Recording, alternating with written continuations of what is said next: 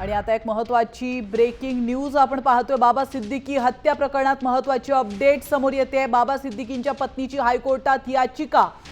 तर काँग्रेसचे माजी मंत्री बाबा सिद्दीकी यांच्या हत्येची चौकशी विशेष तपास पथकाकडून करण्याची मागणी करत त्यांच्या पत्नी शहजीन सिद्दीकी यांनी मुंबई उच्च न्यायालयात याचिका दाखल केली आहे। याचिकेत मुंबई पोलिसांच्या तपासावर गंभीर प्रश्नचिन्ह उपस्थित करण्यात आलेत।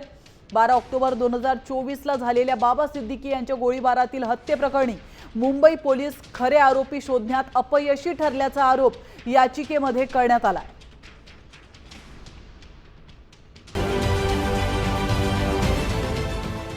देश विदेशातील प्रत्येक घडामोडींचे लाईव्ह अपडेट मिळवण्यासाठी आता साम टीव्हीच्या सर्व सोशल मीडिया प्लॅटफॉर्मला लाईक, फॉलो आणि सबस्क्राइब करा।